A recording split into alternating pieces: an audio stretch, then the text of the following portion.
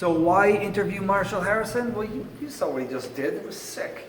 So I figured, well, why not just try and give everyone an insight to how the guy thinks and what his background is and how he's doing what he's doing. Because really, that's what we as guitarists want to find out. And that's why I'm doing this interview. So without further ado, let's check out what Marshall Harrison has to say. Hey Marshall, how's it going? Howdy.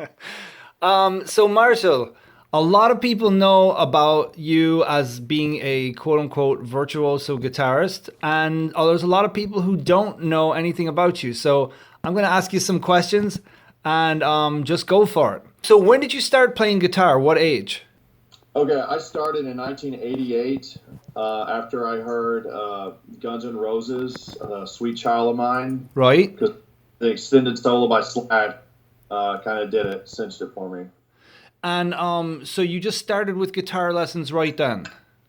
Yes, as I recall, I had a birthday coming up. This was, that was the big song of the summer, and after summer camp, and I watched Dial MTV. I don't know if you guys remember that Dial MTV every day after school at like 3:30 or 4, and it was all back then. It was all hard rock. It was all guitar-driven music, and I loved it all. I watched it religiously. I'd go out and run around during the New Kids in the Block when they played them, but when they played the Wasp, oh my God, it was so great. And of course, lots of Def Leppard and Queensryche, and I just loved it. And so I just like I gotta play guitar too. Now, something that you talk about on your live streams is economy picking, and that you were lucky enough to have your teacher start you early on that sort of thing. Yes.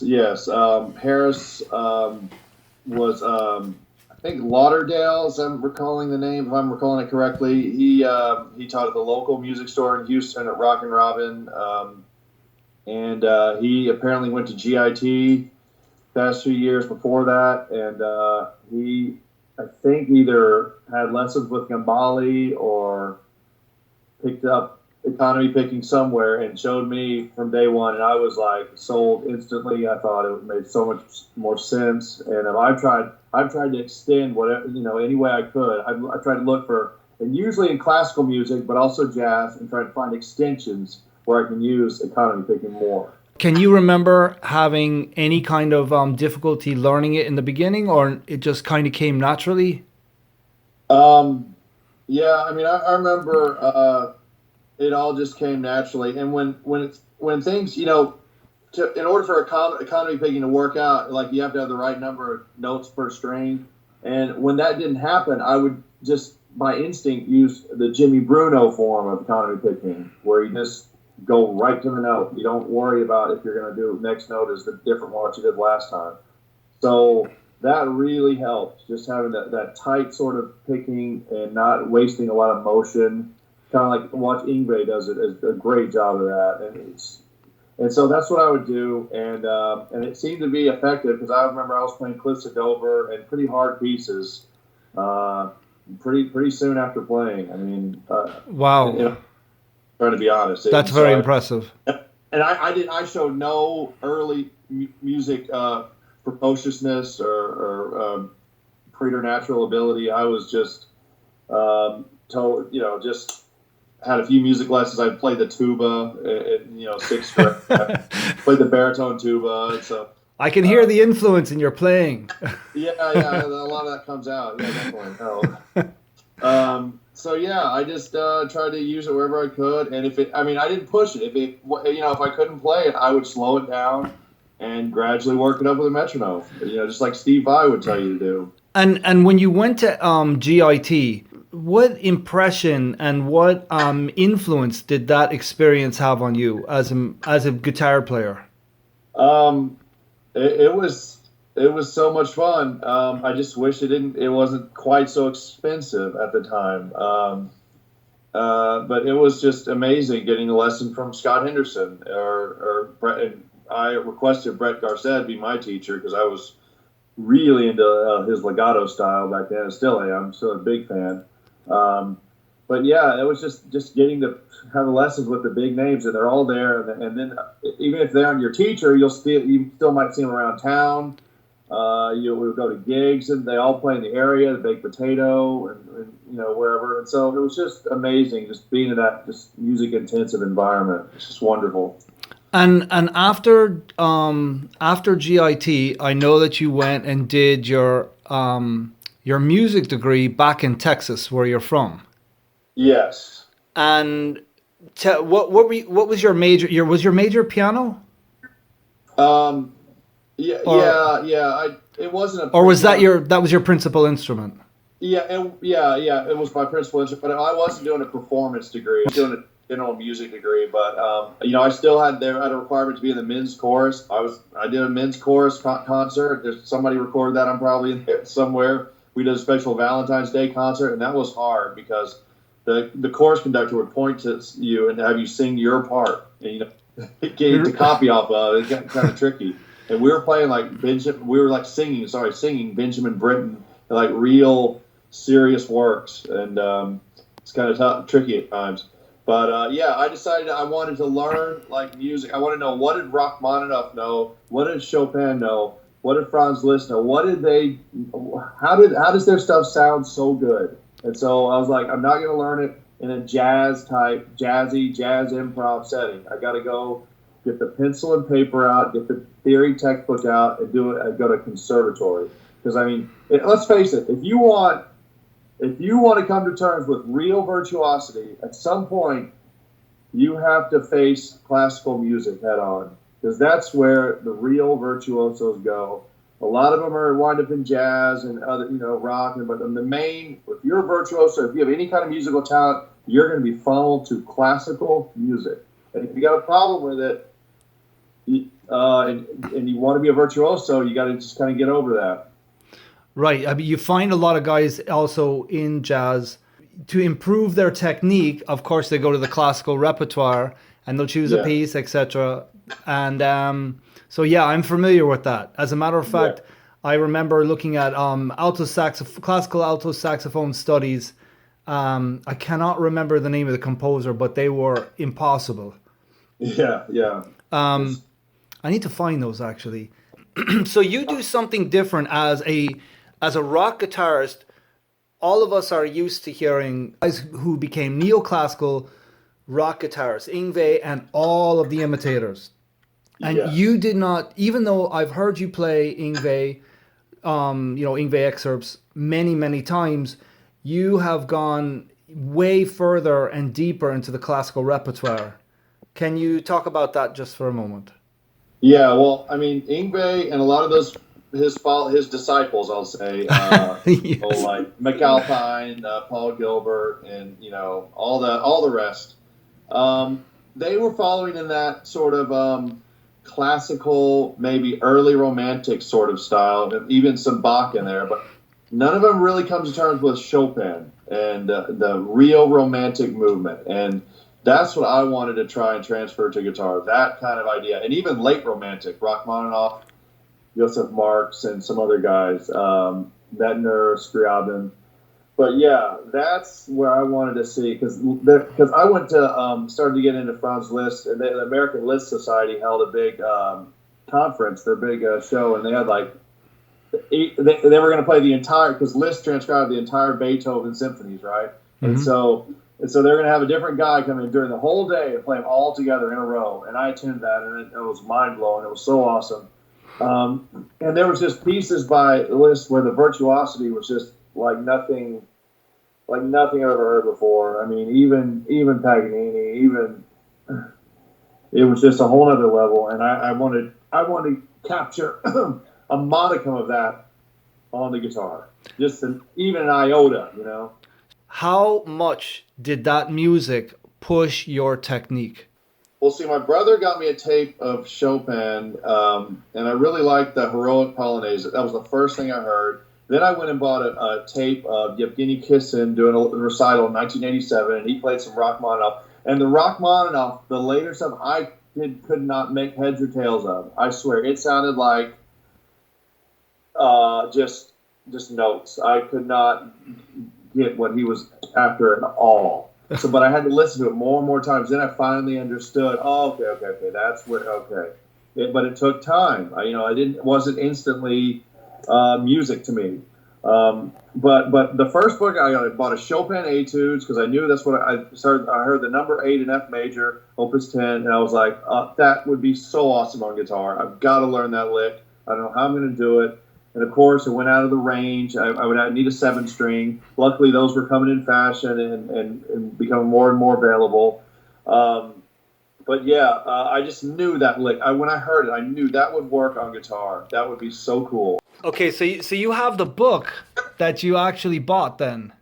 Yes, it's the Dover edition of the Chopin Etudes, and you get the preludes thrown in for no extra charge for $10. It's you can't beat it. It's the it used to be the Paderewski edition. This is the Mikuli edition. That's fine, and it's just there's so much music, so much amazing, highly technical but expressive, just great music here. It's just astonishing. You transcribed that for electric guitar, basically, for distorted electric guitar.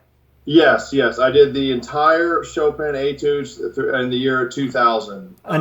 So that took an entire year to do? Well, it probably took several months, I'd say. But I first bought the book and started just picking little phrases out in 1995 was when I first started doing this. First started playing in 88. Got the Sean Lane video in 93. Got the Alan Hallsworth video in 93, 94. And then went on to Chopin and trying to get that going in 95. How did this affect your improvising, or did you put your improvising on hold for a while? I always like to just put a note down, a bass note down, and just see what happens. I've always loved to do that. I love when Steve Vai did that on Passion of Warfare, basically that E. Lydian song. I just love how you can just change the pitch axis and then just change modes over one constant bass note. So I would always do that. Okay, so you never stopped improvising. No, not at all. And now back to the topic with the books. I know you have tons of manuscripts. So talk about your interest in collecting manuscripts and what do you get from that? Well, it's great to have just amazing music on hand to first of all, either I can play it on the piano. I started playing the piano right around when I started getting into Chopin. So I can either play it on the keyboard, I can either transcribe guitar music to piano. I've done that. I've transcribed Beach Boys into a Chopin etude. I've done also. I just intermix and mingle everything. And I think my musical brain is better for it. And just limitless possibilities. It's just plain fun. I mean, when you get right down, I think it's just fun, and it happens to sound cool. And so you get a lot of questions about, hey man, I'm really struggling with my reading. Do you think I should even learn to read? Obviously, as a guy who's neck deep in books, it's.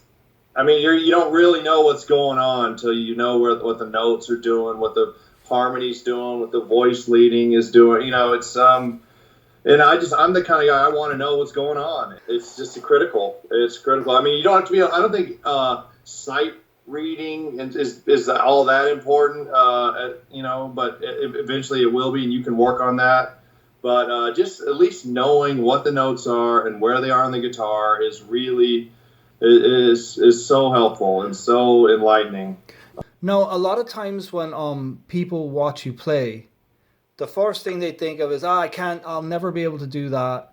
And that it's some kind of magic or what have you, something ridiculous like that. How many hours do you remember yourself putting in when you were, really trying to work on your technical facility? That's kind of sort of all I like to do, is work on technical facility. But I would put, as soon as I got over to school, I would put my guitar on and get my Casio metronome out and and just work. I didn't go crazy, maybe 20, 30 minutes, not no 10-hour workouts, not nearly that, but just enough to have fun. And I definitely learned solos. I usually, and I do this with classical music, it's great, is to take your exercises directly out of your favorite solos from Steve Vai, from Yngwie. Yngwie makes for great exercises. And so you're learning songs, you're learning the repertoire as you're practicing. So and so don't just learn like dry exercises from your teacher. Like get a book of Steve Vai, like Passion and Warfare, and just make little exercises out of little short snippets of that. Way more fun, There are people who work on solos and they kind of get them together. What about the standards that you have to set for yourself in order to have the kind of technique that you have? Well, the thing is, and I was going to add this to the last question, but forgot. But the thing is, I'm not. The thing that amazes people I've found, and I got this from studying Srinivasa Ramanujan, the great Indian mathematician, wizard, and he would have these identities, just a math. Here's something on the left is equal to something on the right. These identities, right? And the way he would go about it, and a lot of guys analyze this, what he did to make it so amazing, just mind-blowing, he would just have two things going on at once. So so that's what I try and do and transfer that to music.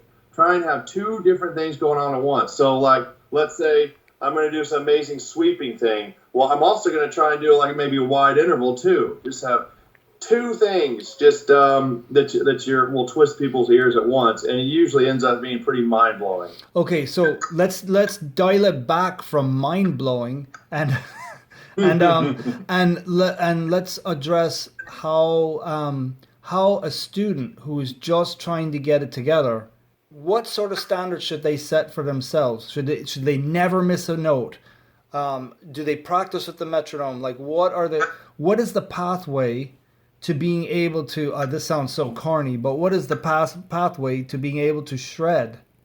Yeah, I mean, you'll see, the thing is, I had no, like extra musical ability as far as I can tell earlier on. I had no perfect pitch, kind of okay, but the good thing is to have good relative pitch and train your ear at some point. Right. That can come later. I didn't have that till later. Thing is, you just got to know you got to kind of know when you're hitting the note and not, and your teacher can help you with that. But as long as you're hitting the notes and you can play through like a good solo from like an Ozzy song or a good Randy Rhoads solo, note for note, that I think you're making good progress, because that's pretty much all I did. You mean when you say note for note, you mean note for note, not missing a note? That's when the Yngwie solos really help, the little Yngwie interludes, because you can tell every one of those notes is critical to that passage.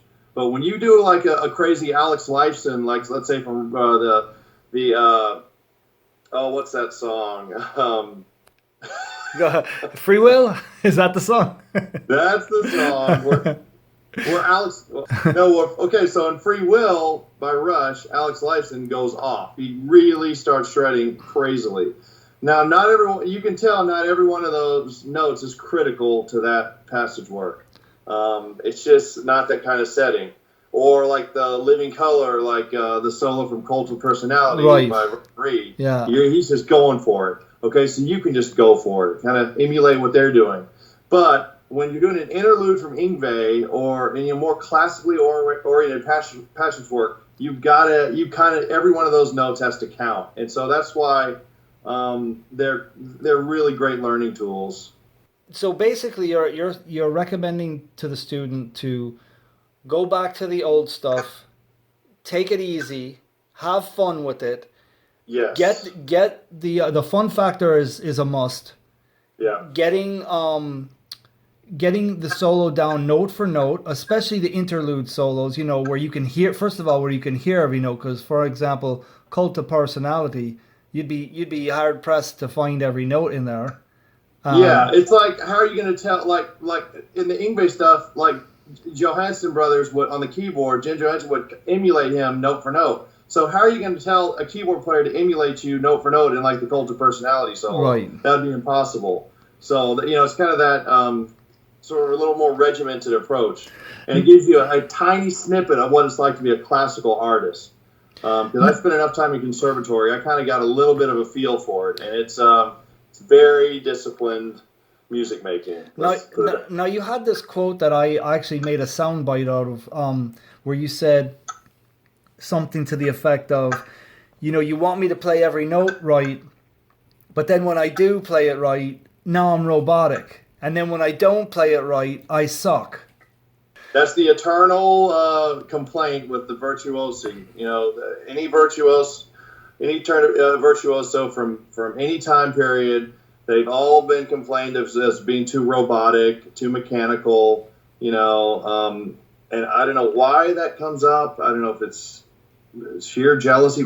People are jealous, but I don't know why a singer like Ozzy would say that about Steve Vai early on. Yeah, I don't know. The point is that it's like you just have to play the best you can, and you're not going to get any extra points for playing sloppily. I mean, it's just there's no reason for it unless it's there's no point. It just doesn't sound good. It's like Camille Saint-Saëns said. He said, a technical difficulty overcome is a thing of beauty in and of itself, regardless of the notes played. Yeah. But we do want to make good notes. We do want to sound good. Let's say I ask you to learn a Michael Brecker solo that was that had this blast of notes that were really difficult. There was no real good fingering for it, and it was just really difficult. How would you break that down? How would you break down a difficult passage? Yeah, I would exactly. You would have to just take it lick by lick and phrase by phrase, and you might have to, you just might turn to start with economy. Then if that's not working, maybe go to Jimmy Bruno economy, then go to maybe Swybrid if it's sort of a stationary or descending lick, or you just have to you just check your toolbox and whatever might fit. Maybe you might have to go strictly legato. You might have to go hammer on from nowhere legato. Now, for those who don't understand, hammer on from nowhere is what? Oh, that's just usually when you start a legato phrase on guitar, you're going to pick the first note. Okay. For volume purposes, but sometimes for artistic reasons or whatever, you're going to it's just pressing a note without picking the string first. So a question you get asked often is, what kind of pick are you using? Okay, I use Dunlop Big Stubby 3mm. And what does it look like? What's the profile? There we are. Okay. Kind of has a contoured edge. Great. Can I see it? Yeah. Okay. But they also have a nylon a little bit different version. These work well too. They're gray, same 3mm. But I also have been using regular just flat picks, like a standard rock heavy pick. I don't like light picks. They've got to be heavy for me to do my thing. What strings do you use? I've switched to Ernie Ball 8s. I switched to 8s because it's just I just can make it talk better. I think it's more expressive. Okay, and the amplification that you're using? Behringer V-Amp 3. I'd probably, if I was going in the studio, I'd use my Kemper. But the Behringer, if I'm just practicing on something, I'll just use and I love it because it has gobs and gobs of distortion. It's my student wouldn't want. But it's good. I control it. I don't let it control me. I play the distortion. It must have a lot of compression as well. Yeah, we have the compression set really high. So I just have some compression, some big hall reverb, and rolled off all the highs, all the shrill highs, all the shrill presence and highs, and kind of crank some of the mids. And surprisingly, I find it's better. It sounds smoother if you crank the bass down too. Sometimes we want to crank the bass up to 10. I think it sounds a little smoother if you crank that down to 3, or maybe roll it all the way off. I don't know. And your guitar of choice? The Vigier, Sean Lane, Excalibur. And is it true if you buy the Sean Lane model, you play faster? Yes, it is. Scientifically proven. Well, I mean, it is. It does have lower action, I'm pretty sure. And if the action's lower, I mean, you're reducing the distance traveled. I mean, you're reducing the work required. So you're gonna be you're gonna have an easier time of it. And what do you always say? You say, look, the guitar's difficult enough already. Why make it harder? Yes, exactly. Music's hard enough. Try playing over countdowns. So I know that you've come up with a technique called Swybryd picking, and I was wondering if you could explain it for us. And what does it solve? Okay, so if you economy pick enough, you'll realize that, especially if you're just like turning a shape around, either a scale or arpeggio, it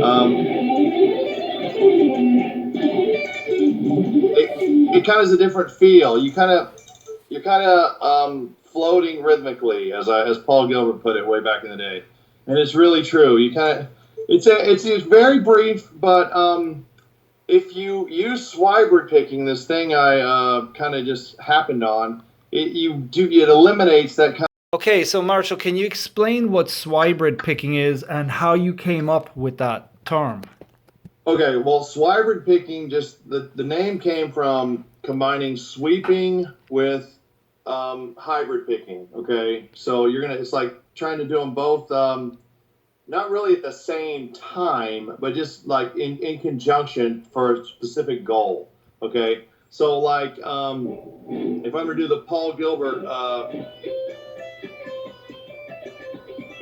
so if I have one note on the B string and then an odd number of notes on the string, the high E string, right? So we have one note and then three, or one, then 1, 2, 3, 4, 5. Then you'll want to do this. It'll make it so your picking is more efficient. It will save you a pick stroke, basically. Okay. So the Paul Gilbert crossing the stringlet from Intense Rock 1 is like this. Okay, and when you do it this way, you start with an upstroke. Now, I know that seems weird. You put one note here, and you put the top 5 on top there on the high E string. Okay, and so then you play with an upstroke, and then you grab that first note, the first C here, you pluck it with your right hand middle finger, okay? Right? Okay, and then you can come in with your pick and go down, up, up. Okay, and see, remember we started with an upstroke on the B, and so what do we end with? We ended with an upstroke on the B. So that's why we did that. Okay. It seemed like really counterintuitive at first, but for some reason it just works out better. And so you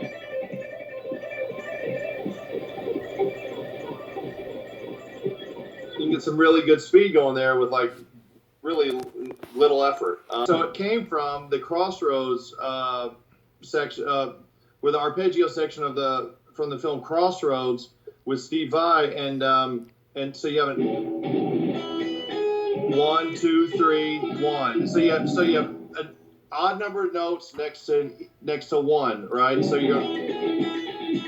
but this can apply. You can apply Swybrid in a whole different lot of situations. Like you can do a string skipping.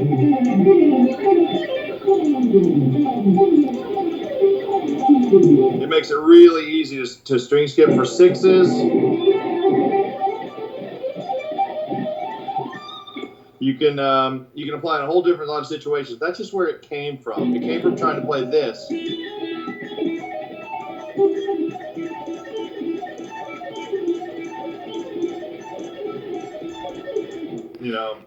And it's almost too fast because it's just so easy. The picking is so efficient. Can you show like just a couple of demonstrations of Swybrid picking used in other ways, like where you're using more than one finger or other figures, just so I can. Yeah, like there's the arpeggios, like.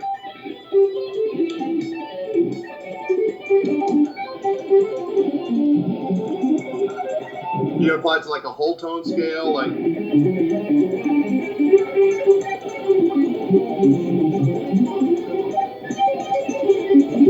You can apply it to some different arpeggios, or even some sus arpeggios.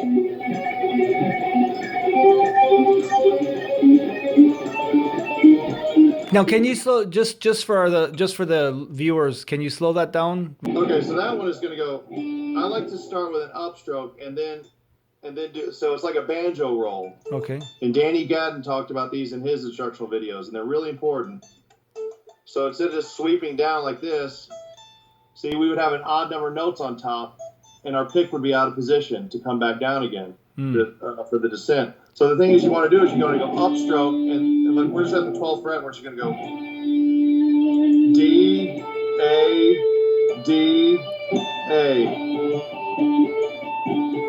So it's up, and we're going to do the strokes we're using is up, upstroke, then we're using the middle finger pluck, ring finger, and then all the way to the pinky. Oh, wow. Now this is kind of rare. And then we go down, up, up, up, up, all up. See, our pig got turned around just right, so we can use all upstrokes, right? So we go. Beautiful. Yeah. Beautiful. Can you demonstrate economy picking for us? Sure. So this is just an E major 6 arpeggio from the bottom note of the guitar to the very highest. Okay, we're just gonna go.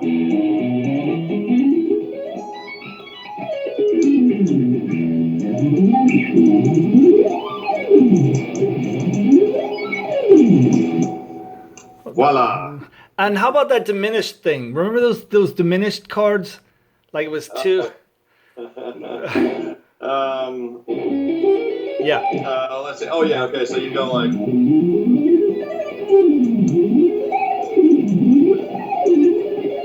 Oh yeah. You get it locked. Yeah.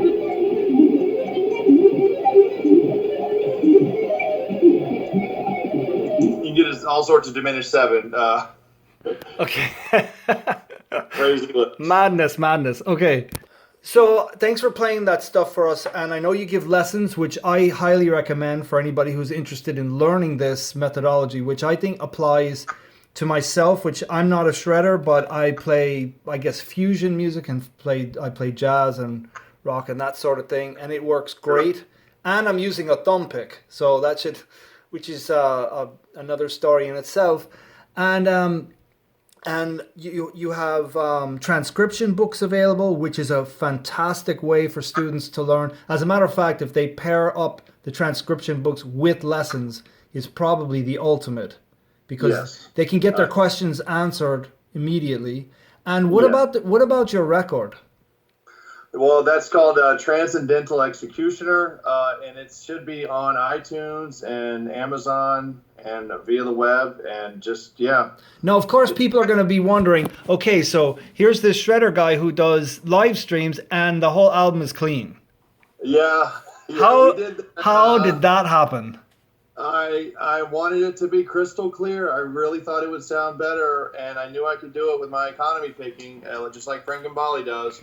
And so we picked the warmest tone for country music that the setting had, and went to work on Paganini, Fifth Caprice. So just go figure. I don't know.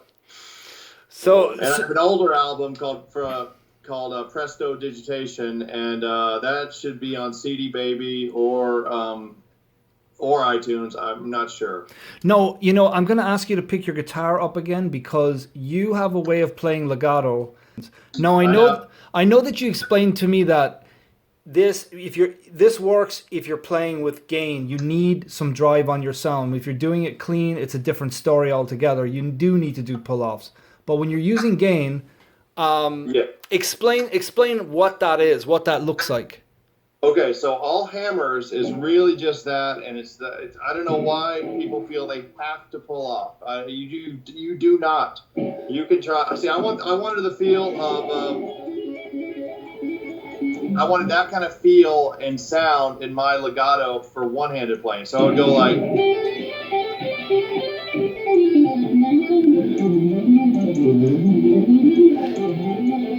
So I'm just pressing down, and even when I'm descending, just pressing down every time. You said the key phrase, even when you're descending. So just that's how it's done, right? You also just released something called Legato School, or School of Legato, excuse me, right? Yeah. And what is that?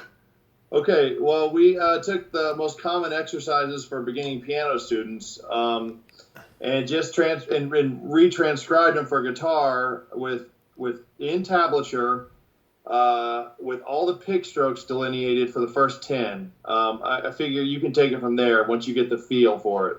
And it's combining your fingers from your right hand, so it's hybrid picking with the pick to execute legato passage work. And that's all we're doing there, and it's a lot of fun, and it can get smooth as butter if you really apply these exercises carefully and assiduously. No, that's something that I really like about how you approach all of this stuff, because a lot of shredders are like more into the machismo aspect of this. They don't talk about any of this as fun. It's pretty much like, here, I'm going to slice your face off with this. And you're not like that at all. And you play easily as fast as the fastest players. And you constantly focus on the fun aspect. Can yeah. And sounding good. Really pay attention to the sounds you're making, and the licks you're going for, the harmonies you're going for, because it's like Joe Pass said, you don't want the guitar to play you. You play the guitar. You make the sounds. You just act like a fan. And Pat Metheny said this. He said, I try and look at it as I'm a fan when I'm improvising. I want to think, what would I like to hear next? And just play that. You're not in a competition. You're not in guitar wars. You just, make the notes sound really good. And it's really that simple, but people overlook it. Awesome. Hey, Marshall, I really appreciate it, and thanks so much for your time. No, thanks, Pat. Thank you. Outtakes and bloopers. Outtakes and bloopers. Outtakes and bloopers. Pizza in my tea. And, God, I sound like... So, Marshall, thanks for playing all that stuff. And I know that you're... Too critical on yourself, Pat. So, hey, Marshall... I'm just say thanks. I figure, why not show you guys? So I first met Marshall by transcribing a few of his lines. And then I transcribed a few more of his lines. Gotta tell the cameraman what to do. So I figured out, why don't I